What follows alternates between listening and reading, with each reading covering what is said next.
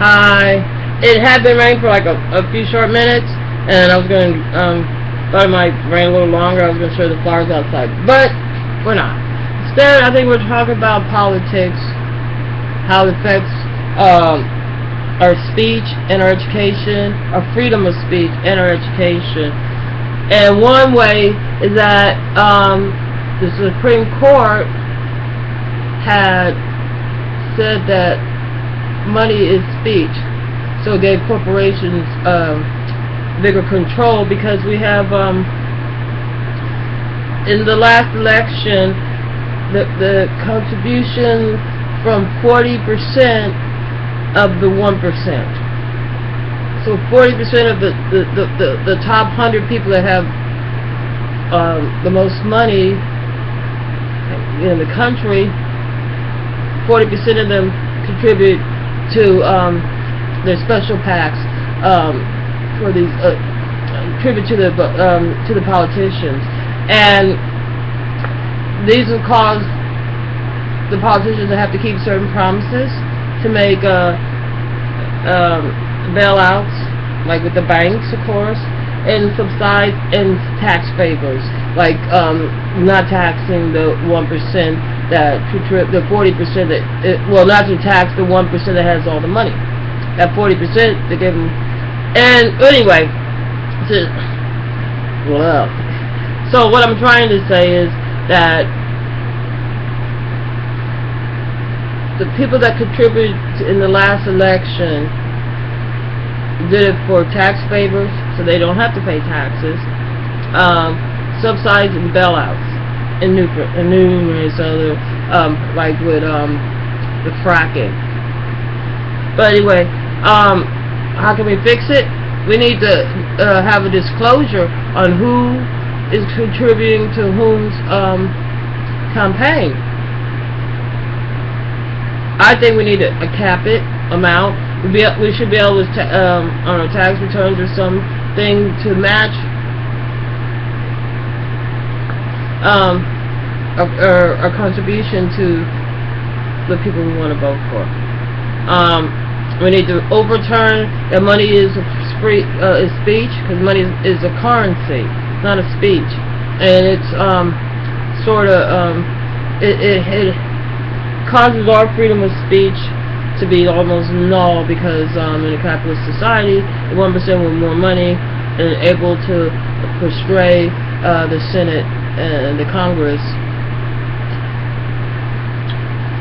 And then we need to revamp our education system. We have too many people dropping out, too many people falling through the cracks, too many people going through school not getting what we need in this country. But the first solution is to stop the testing. Try to do more stuff to cause the kids to use their mind in a more clever and curiosity way.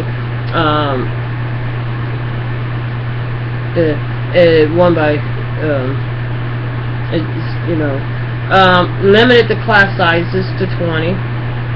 Increase the funding to teachers and the staff. And I like to insert there, I think that like in certain areas like in Memphis where they have so much green land surrounding the school, I think we should try to teach children how to subsidize their food income by growing some. And then we need technical education, more technical. That we and also we need to have free college, free higher education for kids. This education should be free all the way through, so we can have a more productive, more prosperous America. Anyway, that's my thoughts for today. It's already sprinkled, but it just makes you humid in a thunderstorm. So we're waiting on. I think they said about 8 o'clock the rain's really supposed to come in, pull everything off.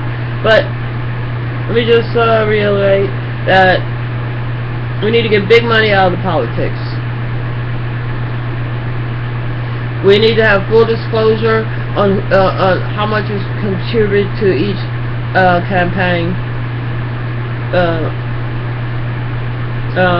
We need to be able to match funds.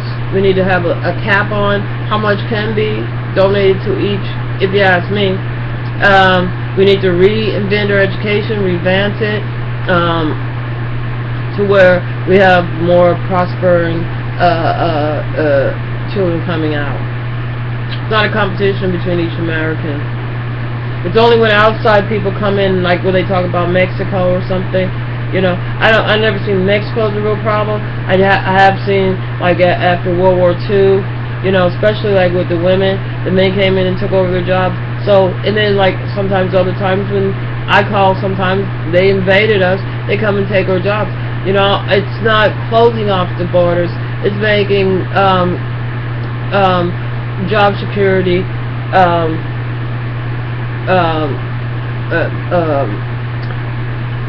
the thing in the future, you know, because right now, like most people, they change jobs about 5 to 7 times in a career.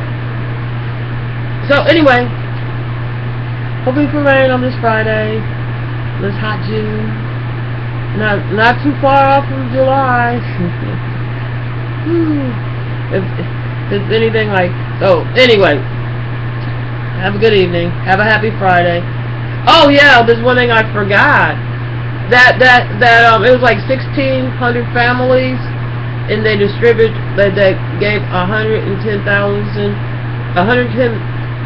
million each to campaign to their. Anyway, good evening. Have a good Friday.